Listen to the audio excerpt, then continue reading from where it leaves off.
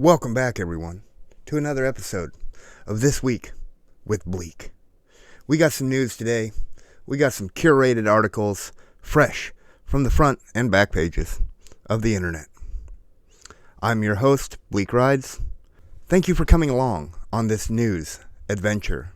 Without further ado, let's get into it, shall we? Coming to you with our first article of the week, Ambitious Plans at Royal Enfield. In the body of this article, brought to us by Dan Sutherland from the Motorcycle News Network, it talks about Royal Enfield have confirmed their plans to bring us some more in the 250cc and 750cc offerings. What does that mean? Well, we're going to see some more of the smaller displacement bikes on the road, putting small bikes out there. And this is good for older riders as well. Maybe you're not doing as much touring as you used to. Maybe you're just putting around town. Something little that you can still have fun on and wring its neck, but get to where you're going and have an easy time doing it. That matters. Would something smaller work better for certain applications? Absolutely. It's this reporter's opinion. The idea that some 250cc up to 750cc bikes are going to flood the market, at least from Enfield's end. They're an Indian company who had some of their best sales last year, selling 82,000 machines. 82,000. Their Classic 350 and Interceptor 650 are all the rage in UK. Oh, that's pretty right there. Look at that. The range will increase, says Gopal. It's difficult to give specifications now, and new variants coming. We will expand our current platform sooner rather than later. I can say that in the next 12 months, we should be in a very, very different situation. Well, I can't wait to see it, Enfield. I know a couple of people who've gotten your bikes and just love them. Love them. Say they're workhorses. They may not be the fastest girl at the dance, but they still know how to two-step. I think that's all we have for Enfield news. Let's move on to another article, shall we? Returning to the pages of Motorcycle News. This article brought to us by Stuart Prestige. Motorcycles, bourbon, and street art collide. A one-off livewire showcased at an East London art gallery. When I first saw this, my wig was blown right the fuck off. It's a Harley Davidson. Love it. This art, everyone's a critic, right? But you know what looks good in your eyes. If you got two eyes connected to a brain, you should have some opinion on art. When I seen this, I thought, geez, does that bike have an STD? What the hell is going on here? Dick Lightning. This is where Dick Lightning meets electric motorcycle. Well, lightning bolt, electric bike. What's with the testicles? I don't know. There's a lot to unpack in this picture. What do you think? This is probably the part where I'll say, leave a comment. Let's read a little bit. Until last week, I couldn't count on one finger the number of motorcycle events I've attended that included skateboard, screen printing, London street art, cult magazines, and wild turkey. Well, you got 3 out of 4. Skateboarding, you got some whiskey, you got cults and magazines. Continuing on. The Harley Davidson Livewire Division, street artist D-Face. Moving on. And Cult Motorcycle Magazine, diced coverage of the artist's East London gallery, stolen space for a curious event. And the helmet to go with. Are you going to pay people to rock this, or does someone do it on their own accord? But again, this segment is conjecture, opinion, and fighting words. Maybe in the next one, we'll have some more snippets of fact and news. When I wrote it, actually it was a really pure form of writing. You don't have any of those gears. Meddlesome gears, who needs them anyway? You don't have the noise that's disruptive. Kind of like the noise. It's more like flying.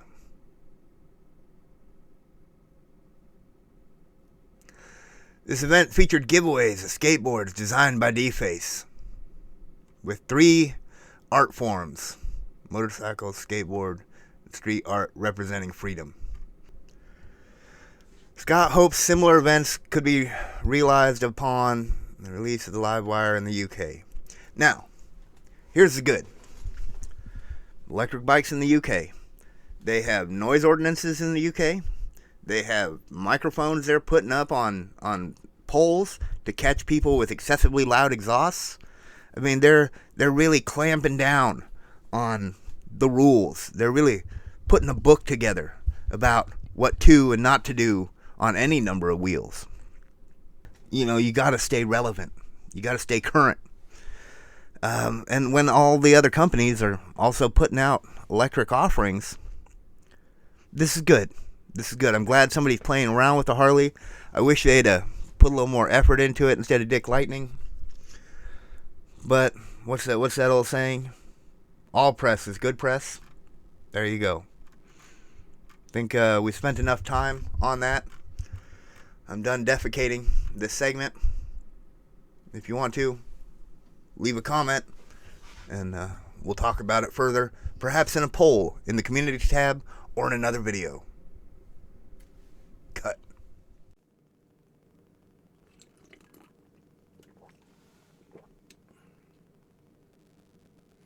Oh, damn it. Why don't they ever tell me we're back from break? Ah. This article, written by Trevor Marcuse, La Eng's Journey, a 6-wheel preambulation on 2 wheels, really pulled at the heart. Hamilton Mac Liang. If you're not familiar with this story, I'm on Riders Motorcycling at its Best, Rider Magazine on the internet. I'm going to give just a highlights reel of it. Look at this picture. How long you have to sit there for that picture to develop. This would have been... This guy was an early adopter of motorcycles.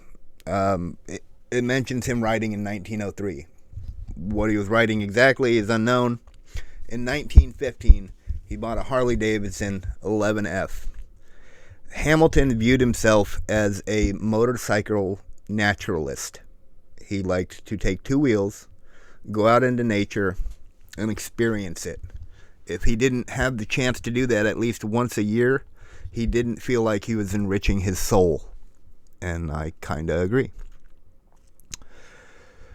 Some of the stuff he did, he left from Brooklyn to go to San Francisco.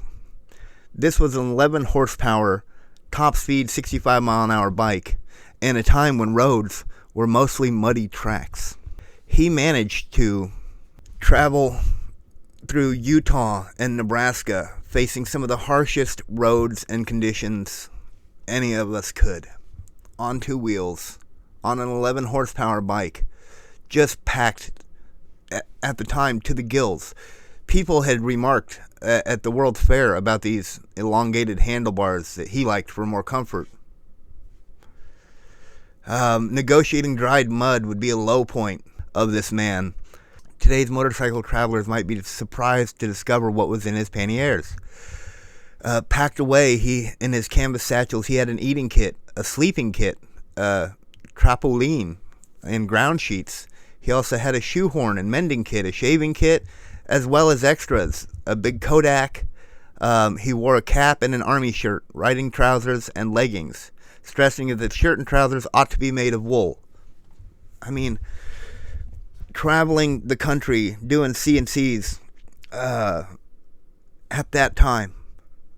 Can you imagine? On that bike, in the hills of Pennsylvania, Liang encountered rattlesnakes.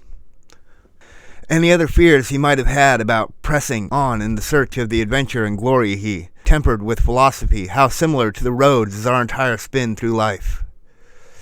Liang waxed. We may see a path clearly enough to the turn, but beyond it, the future must reveal. We take the road for experiences and we get them, he wrote. Riders on two wheels get more of them, I think, and get them in shorter compass than drivers of the four wheels do. Liang had many other experiences along his route. He used wooden planks to cross rails in Ohio, rode over mud as untrustworthy as a greased pig, and in Iowa, Barking Betsy sputtered to a standstill on a hillside. Liang then set to work, pretending to know something of motorcycle mechanics. Liang met the foreman of a local construction site who was more mechanically inclined than him, and was able to help him get Betsy back to Barking. And he got a bed and breakfast out of it as well. How amazing. He doffed his hat at many an impressive vista, dry lake bed in Nevada. Look at that, him and his brother, just burning along. This is a story for the ages. On the 8th, 1915, Liang rumbled into San Francisco. He had had countless tire punctures. He had had a bout of poisoning from bad water. He had traveled 3,842 miles on this bike, but he made it. A CNC for the ages. This man steals my heart. He was a naturalist. One of my favorite topics to film is parks and being out in nature. The world has changed so much since our time of Hamilton Mac Liang. But this man's spirit of adventure is timeless. And with that, I'll close out this brief snippet of a wonderful article about a time. Well, that's going to be it for this week on Bleek. That's all I have. A couple curated articles, a story about an amazing adventure.